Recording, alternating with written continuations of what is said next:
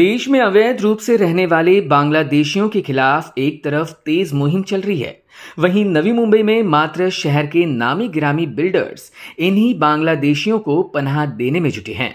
और ऐसे ही अवैध रूप से रह रहे 6 बांग्लादेशियों को उरण पुलिस ने नवी मुंबई के नामचीन बिल्डर गामी कंस्ट्रक्शन के प्रोजेक्ट साइट से गिरफ्तार किया है। द्रोणागिरी से इन 6 बांग्लादेशी नागरिकों को हिरासत में लिया गया है, जिनके पास भारतीय नागरिक के तौर पर किसी भी प्रकार का दस्तावेज नहीं था।